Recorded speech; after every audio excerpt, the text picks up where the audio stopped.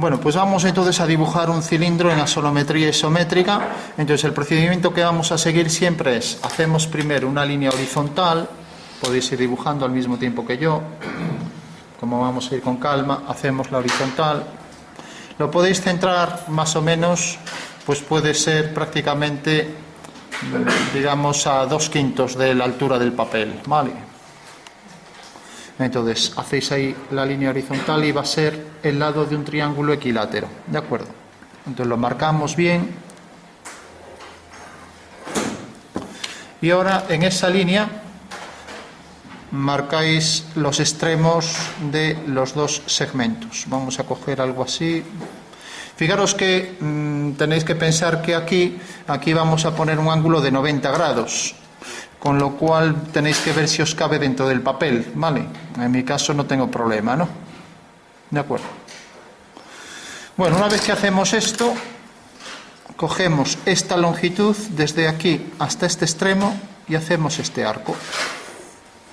Y lo mismo del otro lado, con lo cual tendremos ya el vértice de un triángulo equilátero, ¿vale? Bueno, pues dibujáis el triángulo equilátero. Es lo que en asonometría se llama triángulo fundamental, ¿vale?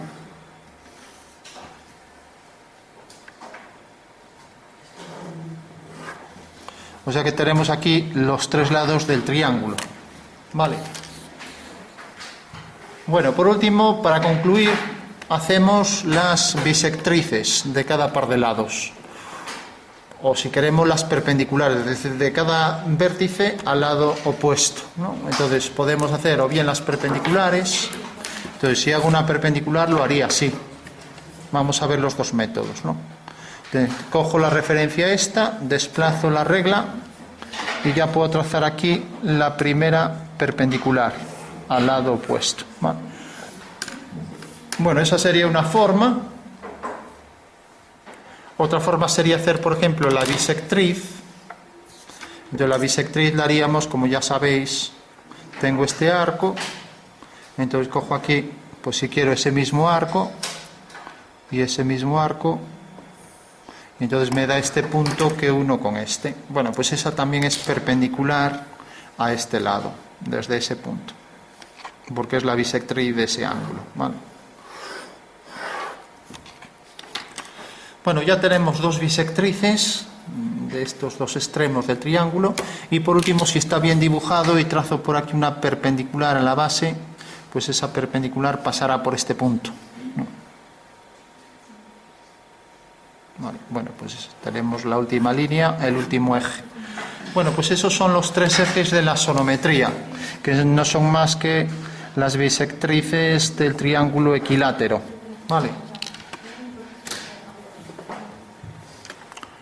X, Y y Z son los tres ejes, ¿vale? Bueno, para ahorrarnos todo este trabajo que acabamos de hacer, tenemos otra opción y es la siguiente, y así ya no hacemos nada, ya nos lo hace toda la regla, es esto. Si cogéis esta regla, pues yo puedo hacer esto. Entonces tengo aquí un eje, tengo aquí el otro, y si le doy la vuelta a la regla ya tengo el tercero. Veis que así puedo trazar rápidamente los tres ejes asonométricos, ¿no? Lo veis, ¿no? Sería una forma rápida de hacerlo, pero bueno, acabamos de hacer entonces el triángulo aquí fundamental de la sonometría.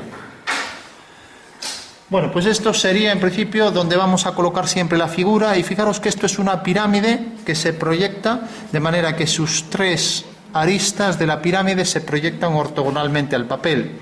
Eso quiere decir, si lo quiero entender en el espacio, sería algo como esto. Tengo la pirámide, tengo aquí una arista de la pirámide, tengo aquí otra arista y tengo la última, ¿vale? No sé, lo que se llama un tetraedro, ¿vale? Este tetraedro es un triedro trirectángulo, que quiere decir que son en realidad como si fuera la esquina de un cubo, ¿vale? A ver que se ha desviado esto. A ver, decía que esto era una pirámide y esto es como si cortáramos el cubo por aquí, ¿vale? La esquina de un cubo es lo que se llama un triedro. trirrectángulo, o sea que estos tres ángulos son de 90. Ese es el tetraedro, ¿vale? Bueno, pues lo que hemos hecho ha sido, una vez que tenemos el tetraedro, nos lo imaginamos en el espacio, está sobre el papel, aquí queda el papel, ¿no? Ahí detrás, ¿no? Y lo que hacemos es coger el triedro y proyectarlo aquí sobre el papel, de manera que este eje, vamos a llamarlo eje Y, eje X y eje Z, los tres ejes se proyectan aquí sobre el papel, ¿vale? Se ve en el espacio, sí. O sea que la pirámide, esta pirámide, proyecta los tres ejes sobre el papel, que son estos tres. Por eso esto se le viene llamando X', Y' y Z', ¿no? Que será aquí, Y', X' y Z'.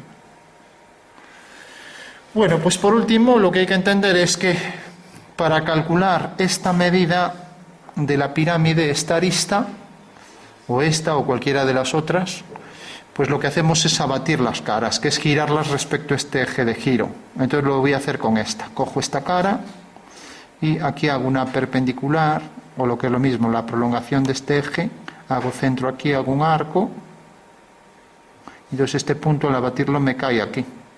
Bueno, pues eso es lo que voy a hacer, ¿vale? O sea, coger las caras de la pirámide y abatirlas hacia los lados. Entonces, para hacer eso, cojo el compás y hago centro en este punto con la distancia esta. Con lo cual ya puedo hacer el primer arco, ¿vale? Ahora hago lo mismo aquí, cojo centro aquí con esta distancia y hago el siguiente arco. Podría hacer aquí lo mismo, normalmente con dos vistas llega, pero bueno, vamos a hacerlo en los tres. Bueno, de esta manera ya tengo ahí las tres caras de la pirámide abatida. Lo único que tengo que hacer es unir cada uno de estos puntos de intersección con estos extremos de los lados. Vale, entonces tengo aquí una cara abatida, tengo aquí otra cara abatida, y tengo aquí la última cara abatida.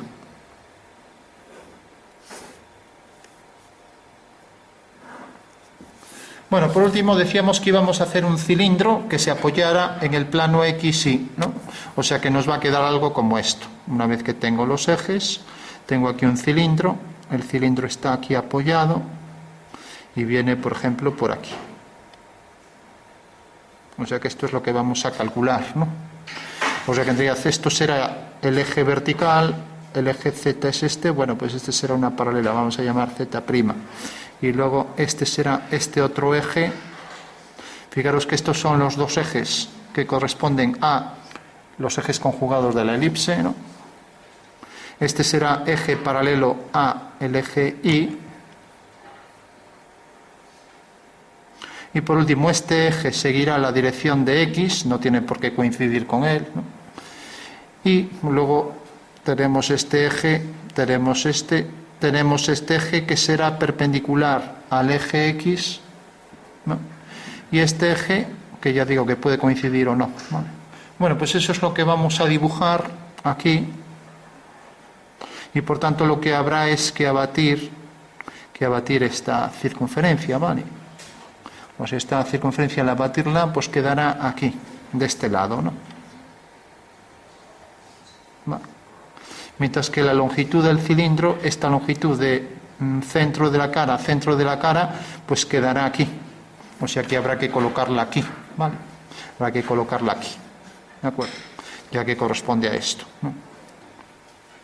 Bueno, pues hecho esto, entonces colocamos la longitud del cilindro aquí y la longitud de la circunferencia aquí. Vamos a coger, por ejemplo, cogemos una circunferencia cualquiera, la colocamos aquí.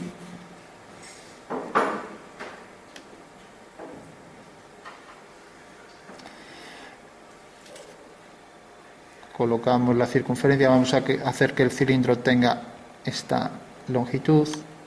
Yo porque tengo aquí la plantilla que ya me marca la posición de los ejes, pero como no tenéis esto, seguramente la mayoría, lo que podéis hacer es, desde un punto cualquiera aquí del eje, pues hacer la perpendicular y entonces hacéis una circunferencia, ¿vale? Nada más que eso. O sea que una vez que tenemos el triángulo, imaginaros es esto, entonces digo, cojo este punto, desde este punto hago una perpendicular, otra perpendicular y ya tengo los puntos por donde trazar la circunferencia, ¿vale? Bueno, tengo la circunferencia aquí, entonces al abatirla me quedará aquí. Y ahora necesito la longitud aquí. ¿Cómo va a ser de grande el cilindro? Pues va a llegar, por ejemplo, hasta aquí. Voy a hacer que esta sea la altura del cilindro. Esta es la altura del cilindro. Altura. Mientras que este es el diámetro del cilindro, ¿vale? Bueno, como el cilindro tiene esta longitud, vamos a hacer aquí la posición de los ejes. Tengo aquí un eje que pongo así, con líneas discontinuas. Y otra vez ahora la dirección esta, que pasa por aquí, por el centro. Bueno, tengo ahí perfectamente centrada la circunferencia. Y esta longitud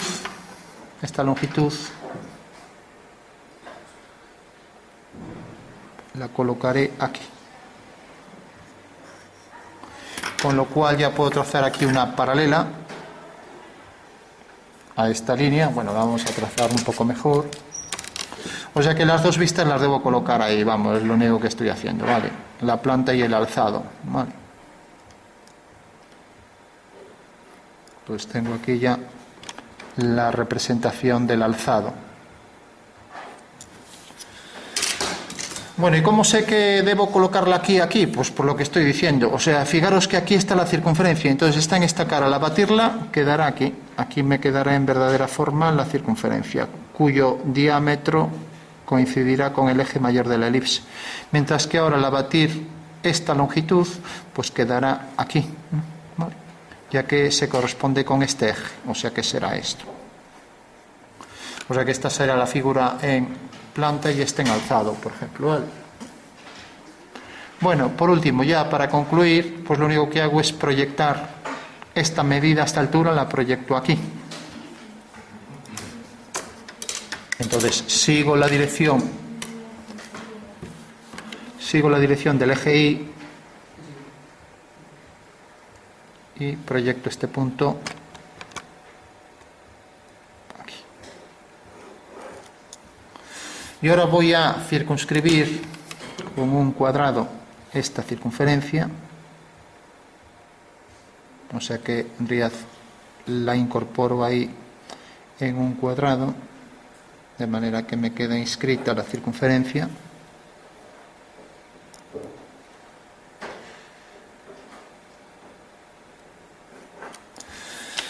Vale, y ahora voy a representar este cuadrado. Al hacer el desabatimiento lo voy a traer aquí. Entonces lo que debo es proyectar todos los puntos de este cuadrado, ¿no? Y los voy a proyectar todos aquí, ¿no? Fijaros que este eje Z abatido es este. Z abatido. Este eje es el eje Y, que es este. Pues abatido será este. Bueno, pues ahora al hacer el giro de la figura va a caer aquí, ¿no? Bueno, entonces proyecto estos puntos siempre siguiendo la dirección del eje, ¿vale? Entonces sigo la dirección del eje y tengo que el cuadrilátero va a venir por aquí. Tengo por aquí abajo, va a venir por aquí. Bueno, si la figura está bien, pues lógicamente, como esto es simétrico, pues esta medida será igual que esta. No lo parece mucho, pero bueno. Eso quiere decir que el cuadrado viene desde aquí hasta aquí. Por lo tanto, aquí hago paralelas a los ejes. Entonces, una paralela al eje. Y entonces aquí ya me va a quedar un rombo, ¿vale? Y aquí otra paralela a este eje. Y aquí me queda la posición del rombo. Bueno, pues este rombo me está definiendo ya la figura que debo trasladar hasta aquí. De manera que ese mismo rombo lo calco aquí y ya tengo el prisma que inscribe a todo el cilindro, ¿no? Pues podría proyectar también este vértice.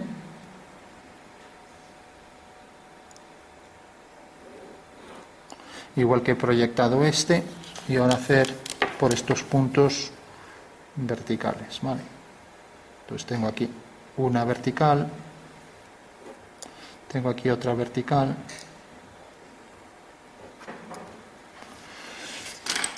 bueno, entendéis que en realidad este poliedro, este prisma, debe incluir aquí ya esta circunferencia, esta otra, y ya tengo el cilindro ahí completo. Bueno, fijaros que este punto, todos se proyectan, por ejemplo, este punto, voy a llamarlo punto A, se proyecta aquí siguiendo la dirección del eje y me detecta que esto se reduce a esto, o sea que esto será A. Aquí voy a poner A batido, ¿vale? El punto del origen O, pues aquí está batido, pues corresponde a este. El punto B, aquí abatido, corresponde a este. Bueno, veamos esto en el espacio. Antes de nada voy a dibujar aquí las dos elipses, con lo cual ya tendré el cilindro completo. Y luego lo vemos en el espacio, a ver qué es lo que hemos hecho. Y eso es lo que hay que entender realmente, ¿vale? Porque hasta ahora solo tenemos un trazado mecánico, pero todavía no hemos visto esto que teníamos aquí representado en el espacio. Entonces, antes de nada dibujo la diagonal esta, que será perpendicular a esta otra diagonal también será perpendicular a esta, y ahora hago aquí la dirección del eje Y. Voy a coger mejor esta regla, ya que mantengo mejor la referencia a esta. Lo voy a hacer sin desplazar la regla, por rapidez. Dirección del eje Y, lo mismo aquí, dirección del eje Y, y aquí las verticales, dirección del eje Z, ¿vale? Y dirección del eje Z. Bueno, pues en cada uno de estos cuadriláteros debo meter las elipses, ¿vale? Entonces busco la elipse y por eso me conviene trabajar con esta regla, porque ya me da las circunferencias isométricas, ¿no? Con lo cual, fijaros que me marca la posición de ejes verticales y solo tengo que buscar ahí la elipse. Parece ser que es esta, ¿no? Bueno, pues la tengo aquí ya. Fijaros que el eje menor es coincidente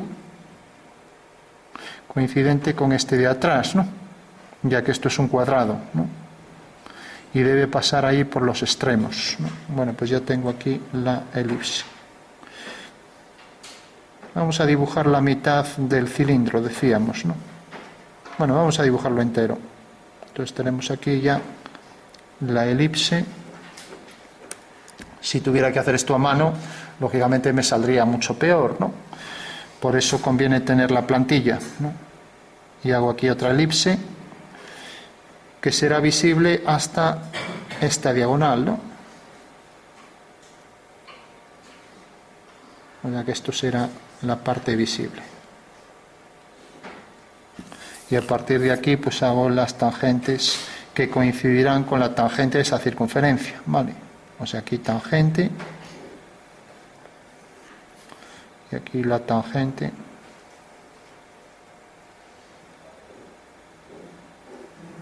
que coincidirá también con la tangente ahí.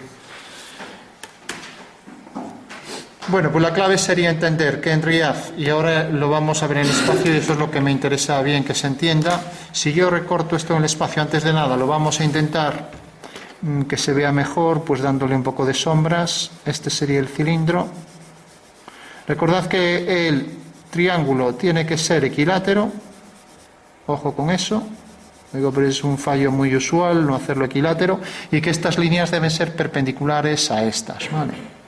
O sea que en realidad nos define ahí el ortocentro, intersección de las alturas. O sea que este será el cilindro, ¿vale? Esta sería la proyección en alzado del cilindro. Y ahora lo vamos a ver por qué en el espacio. Entonces marco los bordes para hacer ver qué es la superficie de revolución. Entonces degradaríamos de los extremos hacia adentro, ¿vale?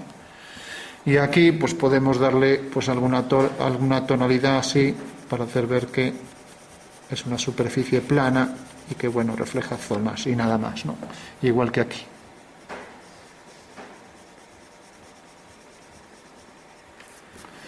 Bueno, hecho esto, pues le damos algo de sombra. Entonces, recordad, es una forma con degradado homogéneo hacia adentro hasta coger la máxima luz en el centro. ya que la luz se presupone frontal. Y lo mismo aquí. Aplicamos aquí una sombra con degradado homogéneo hacia adentro y aquí igual. Mientras que aquí pues lo hacemos de forma irregular, sin más. Y aquí igual.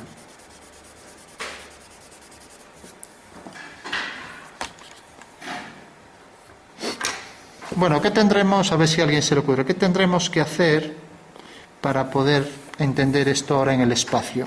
¿Cómo se proyecta esto de manera que nos queda esto? ¿Qué es lo que habrá que hacer?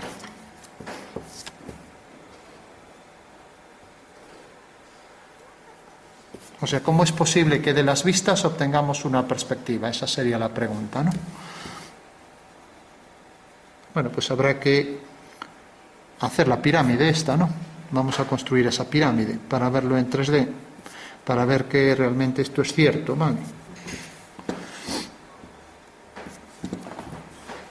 Bueno, entendéis que esto sería una proyección en alzado, una proyección en planta, por ejemplo, y que ahora vamos a verlo en 3 dimensiones, ¿no? Bueno, pues para eso lo que hacemos es, como hicimos antes con la otra figura, recortamos.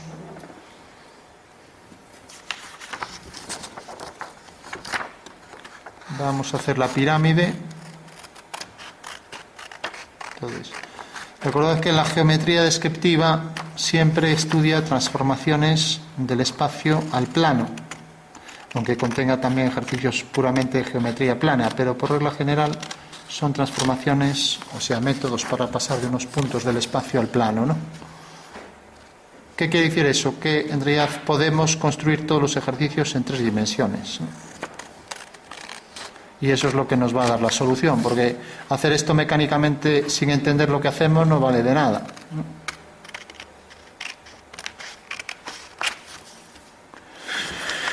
Bueno, una vez que tengamos recortado esto, pues ya lo podemos entender en 3 dimensiones, ¿no? O sea, que es en realidad una pirámide que tiene un cilindro y que se proyecta de manera que nos da la sonometría, nos da la solución, ¿no?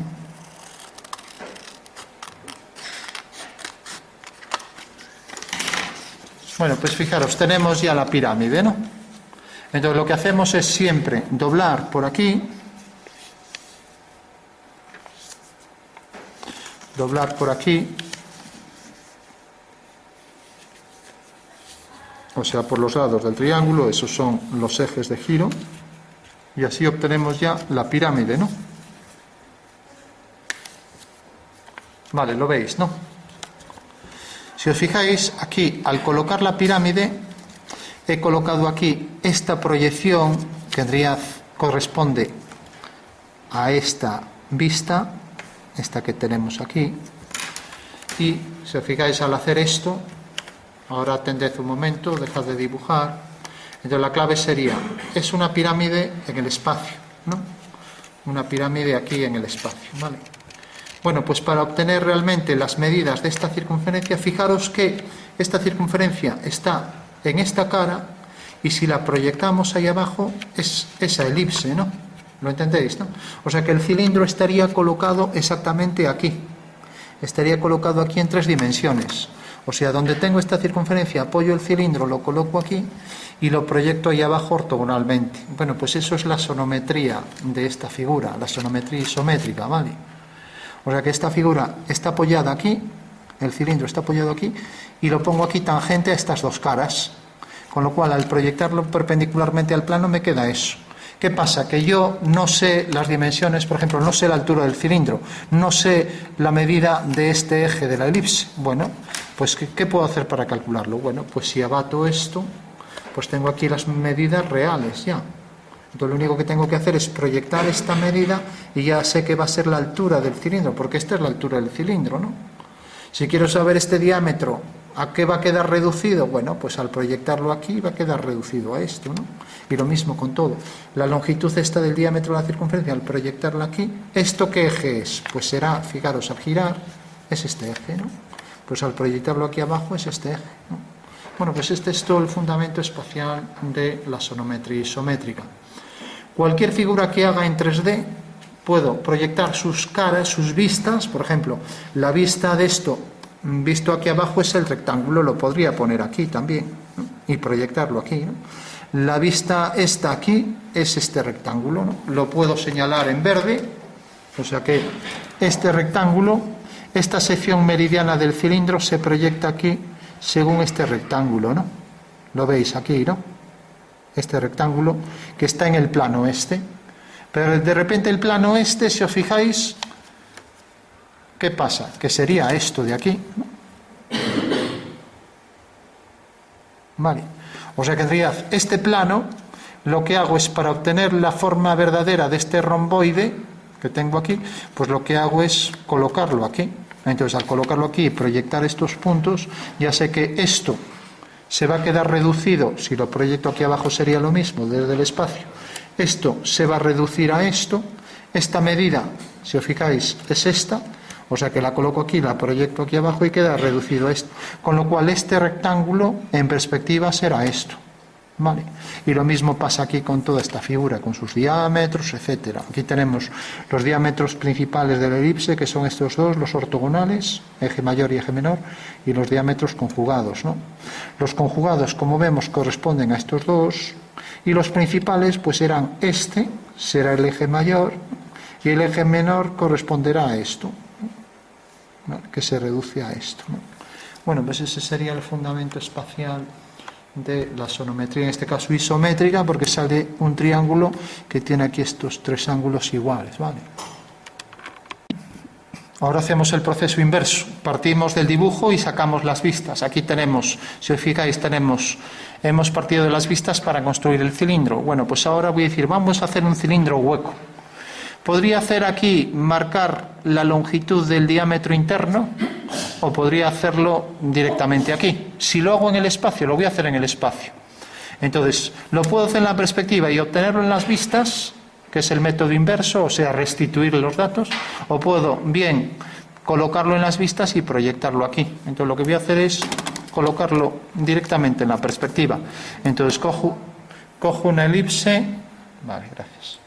Cojo una elipse, por ejemplo esta, y la coloco aquí.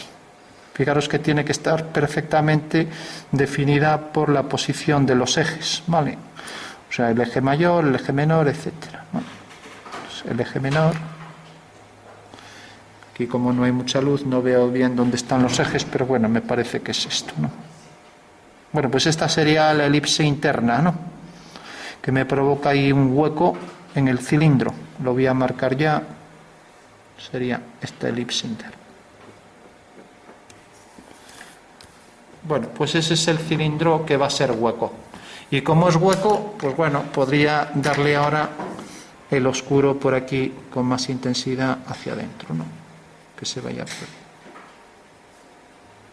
Lo mismo por aquí. Con lo cual se percibe mejor como cilindro hueco, ¿vale? Bueno, entonces yo la pregunta que hago es ¿qué profundidad? Bueno, profundidad entendemos que es pasante hasta el final, ¿no? ¿Qué anchura tiene, qué longitud, qué diámetro tiene esta circunferencia? ¿Vale? Esa sería la pregunta. O sea, esta circunferencia que se proyecta ahí según una elipse, pues sabemos que tiene el cilindro cierto grosor, ¿no? Es un cilindro hueco, ¿no? ¿Lo veis, no? Entonces la pregunta es ¿cuál es el diámetro de la circunferencia interna? ¿No? Vale. No sé si a alguien se le ocurre cuál sería la respuesta. Fijaros que aquí hay un cilindro hueco y cómo podríamos calcular ese diámetro, ¿no? Ahora lo hacemos al revés. De la figura en perspectiva, normalmente suele resultar más fácil hacerlo al revés, ¿no? O sea, de las figuras en perspectiva sacar sus medidas reales, ¿no? O sea, lo que llamamos la restitución, ¿no? Aquí tenemos las generatrices que van perdiendo ahí tonalidad hacia el centro, ¿no? Bueno, pues ¿cómo lo podemos obtener? Pues fijaros que todos los elementos están alineados, ¿no? O sea, el punto A está alineado, bueno, el punto A era este, el punto B está alineado con este, B', este punto A con A', el punto, por ejemplo, C, que es este, con C', ¿no? Entonces, ¿cómo puedo saber esto? Bueno, pues como esta cara corresponde a esto, lo único que tengo que hacer es esa misma dirección. Siempre siguiendo la dirección de los ejes, la dirección del eje. Entonces trazo por aquí esa misma dirección tangente a la elipse, y ahora sé que el cilindro va a llegar hasta aquí, ¿vale? Y lo mismo aquí abajo, si sigo la dirección de ese eje, trazo por aquí por el extremo del diámetro conjugado, ahí, y tengo aquí entonces ya la anchura. Entonces si hago una sección del cilindro, pues vendría por aquí. O sea, puedo cortar el cilindro con un corte imaginario, por ejemplo, ¿no? Incluso interrumpirlo, ¿no? Pero bueno, voy a marcar, ahora lo voy a hacer así, porque el dibujo técnico me permite hacer cortes imaginarios, ¿vale? ¿Y por qué se llama imaginario? ¿A alguien se le ocurre por qué es imaginario? Porque realmente ese cilindro no está cortado. O sea, solo hago un corte para saber cómo es el interior. Entonces, como esta es la cara cortada, hago que tenga luz. Aquí también hago que tenga luz. Y para indicar que he practicado un corte, entonces marco aquí un rayado respecto a esto a líneas a 45 grados, ¿vale? Entonces, respecto a esta línea, que era la línea horizontal, hago líneas equidistantes, finas, a 45 grados, con lo cual estoy diciendo que eso es un corte, ¿vale? Un corte de la pieza, que me deja ver la mitad de la pieza. Siempre en el corte aparece la mitad de lo de abajo, ¿vale? Entonces, ahora sí que puedo diferenciar y decir, bueno, pues ahora voy a poner más oscuridad aquí. A ver. Voy a poner más oscuridad aquí para hacer ver que ese sería el entrante, ¿vale? Y lo mismo aquí.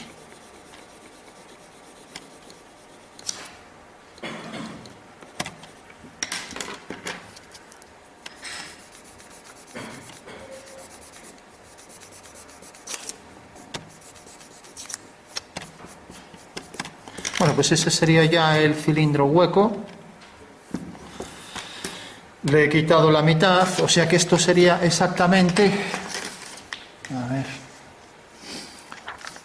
esto sería si cojo la figura y la corto de manera que le quito la mitad de la pieza, quedará algo como esto, ¿vale? Bueno, todo el mundo lo entiende, ¿no? O sea que el cilindro le quito la mitad y por tanto lo que aparece rayado es la interferencia, la intersección con el plano de corte, y lo que aparece detrás del plano de corte es esto, o sea, es esta proyección. Se ve, ¿no? Bueno, ¿se entiende eso? Sí. Bueno, pues de esta manera lo que estoy diciendo es que al proyectar este punto siguiendo la dirección del eje, llamábamos a este eje Y, pues corta aquí, por lo tanto ya sé que la anchura, el diámetro real de este cilindro, pues va a ser esto, lo podría poner aquí así. Continúo la línea, hago aquí una paralela, marco aquí dos líneas a 45 grados respecto a esta, y marco aquí el diámetro, pues es esta longitud, la que sea, diámetro X. Bueno. Es un cilindro de revolución, debería marcar aquí los ejes, ¿no? Igual que los marqué aquí. Bueno, pues esa sería la solución a este ejercicio. O sea que, partiendo de la sonometría, he hecho una elipse aquí interna que corresponde a una circunferencia porque está hecho con isométricas, ¿no? Y podría hacer aquí un cuadrado que se transforma en rombo. Proyecto los extremos, me produce estos puntos y por aquí hago paralelas a este eje, ¿no? Y entonces ya sé que el cilindro hueco tiene este diámetro, el que marco aquí con la cota, ¿de acuerdo? Bueno, pues eso sería la sonometría, ya realizando a posteriori, obteniendo las medidas ya a posteriori de ese cilindro, ¿vale? Podría representar aquí también la mitad, quitando aquí un trozo, etcétera. Pero bueno, como es un corte imaginario, aquí está entero y aquí muestro el interior del cilindro. No, el corte es un artificio que me permite ver las figuras en su interior, ¿vale? Bueno, pues ese sería el cilindro hueco, ¿no? Con sus dos vistas abatidas. Y una vez que hemos dibujado ya el cilindro, lo hemos convertido en hueco y hemos calculado el diámetro de lo que sería ese hueco interno, ¿no?, de esa circunferencia interna del cilindro, ¿vale?